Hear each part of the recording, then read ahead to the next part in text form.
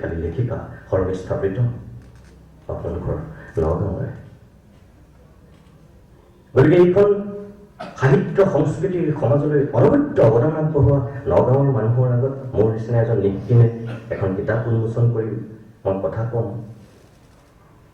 অলপ কষ্ট হয়। সেইকাৰণে যিখিনি আপোনালোকে মোক মৰম আৰু ভাল পোৱাৰ ইয়ালৈ আমন্ত্ৰণ কৰি আনিছে, যিখিনি মোক সন্মান দিছে, অন্ততঃ মই এটাই ক'ব পাৰোঁ, আপোনালোকৰ আস্থা বিশ্বাসক মই বগা কাপোৰে নথকা পৰ্যন্ত মূল্য দিবলৈ চেষ্টা কৰিম আৰু তাৰ কাৰণে আপোনালোকে মোক আশীৰ্বাদ দিয়ক।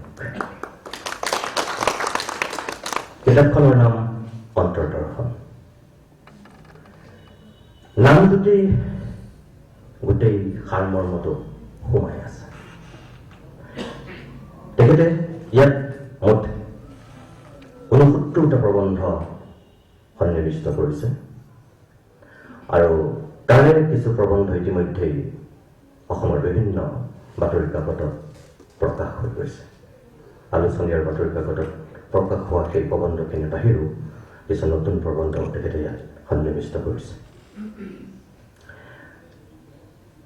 মই গোটেইখিনি প্ৰবন্ধ পঢ়িছোঁ বুলি আপোনালোকক নকওঁ, কিন্তু মই যেতিয়া প্ৰাঞ্জল বৰদলৈ আৰু বাইদেউ আৰু এজন দাদা মোৰ ওচৰলৈ গৈছিল, কিতাপখন দিছিল অলপতে, মই মাজে মাজে চকু ফুৰাইছিলোঁ, চাইছিলোঁ, কিছু প্ৰবন্ধ মই পঢ়িছিলোঁ। সময় খুব কম থাকে মোৰ কিতাপ পঢ়িবলৈ আজিকালি। এটা সময়ত বহু কিতাপ পঢ়িছিলোঁ, আজিকালি নোৱাৰোঁ। তাৰ মাজতো মই পঢ়িছিলোঁ এই কাৰণেই যে মই কিতাপখন উন্মোচন কৰিবলৈ আহিম। কিতাপখনৰ ভিতৰতনো কি আছে মই জনাটো অকণমান দৰকাৰ বুলি ভাবি মই কেইটামান প্ৰবন্ধ মই পঢ়িছিলোঁ আৰু মই তেতিয়া ধাৰণা কৰিছিলোঁ যে তেখেতৰ চিন্তা অনুভৱ কৰিছিলোঁ তেখেতৰ মনটোৱে কি ক'ব বিচাৰিছে। আৰু মই আপোনালোকক খোলাকে কওঁ যে সঁচা অৰ্থতেই যিটো অন্তৰ্দৃষ্টি, যিটো নাম তেখেতে দিছে মানে অন্তৰ্দৰ্শন, এই অন্তৰ্দৰ্শনৰ হেমকোষৰ যিটো আবেদনিক অৰ্থ, বাকীবিলাক অভিধানলৈ নগৈ যদি মই অসমৰ প্ৰথমখন অভিধান হেমকোষৰ কথা কওঁ, 1901 চনত প্ৰকাশ কৰা, সেই হেমকোষৰ যিটো অন্তৰ্দৰ্শনৰ ইয়াত অন্তৰ্দৰ্শন বুলি তেখেতে দিছে, কিন্তু হেমকোষত অন্তৰ্দৰ্শন বুলি আছে আৰু তাৰ যিটো অৰ্থ সেইটো হৈছে আত্মপৰীক্ষা। অন্তৰ্দৰ্শনৰ শব্দটোৰ অৰ্থ আত্মপৰীক্ষা আৰু আত্মবীক্ষণ। হেমকোষত এই দুটা শব্দই আছে ইয়াৰ অৰ্থ হিচাপে। আৰু তাৰ বাহিৰে অসমীয়া সাংবাদিকতাৰ জগতখনত সাম্প্ৰতিক সময়ত সততে হাতপুথি হিচাপে বহুতে আজিকালি ব্যৱহাৰ কৰে অসমীয়া শব্দকোষ বা সাৰথী অভিধান। তাত এই অন্তৰ্দৰ্শন শব্দটোৰ অৰ্থ আছে নিজৰ মনক সূক্ষ্মভাৱে বিশ্লেষণ কৰা, নিজৰ মনক সূক্ষ্মভাৱে বিশ্লেষণ কৰা অন্তৰ্দৰ্শন মানে। আৰু মই ভাবোঁ সঁচা অৰ্থতেই নিজৰ মনটোক সূক্ষ্মভাৱে বিশ্লেষণ কৰিবলৈ সক্ষম হৈছে ৰূপৰেখা বৰা বাইদেউ। কাৰণ যি ৬৯টা প্ৰবন্ধ ইয়াত তেখেতে সন্নিৱিষ্ট কৰিছে, ইয়াত কি নাই, সকলো আছে। ৰাজখোৱা ছাৰে কিছু সময়ৰ পূৰ্বে উদ্বোধনী ভাষণত কৈছিল যে দৰ্শনৰ এগৰাকী ছাত্ৰী হিচাপে, এগৰাকী দাৰ্শনিক দৃষ্টিভংগীৰে তেখেতে কিছু কথা ইয়াত সন্নিৱিষ্ট কৰিছে আৰু সেইখিনি কৰিবলৈ যাওঁতে তেওঁ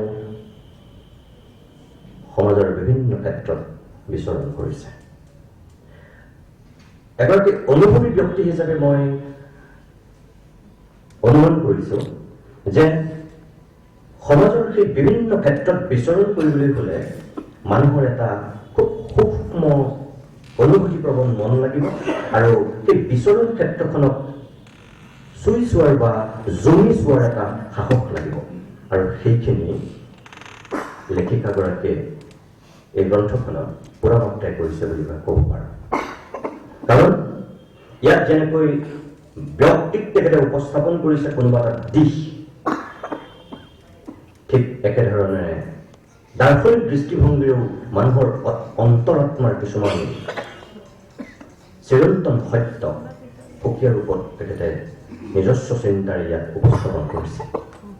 অৰ্থাৎ আমি প্ৰথমখন অসমৰ আলোচনী, সেই সময়ত জাৰ্নেল বুলি কৈছিল, অৰুণোদয় 1846 চনৰ সেই অৰুণোদয়ৰ পৰা যদি আমি এতিয়াৰ সাম্প্ৰতিক বাতৰি কাকত আৰু আলোচনীলৈকে চাওঁ, যিটো ধাৰাৰে অসমীয়া বাতৰি কাকত আৰু আলোচনীত তেনেধৰণৰ প্ৰবন্ধ ওলাইছিল, সেই ধাৰাটো অক্ষুণ্ণ ৰাখিছে এইগৰাকী লেখিকাই।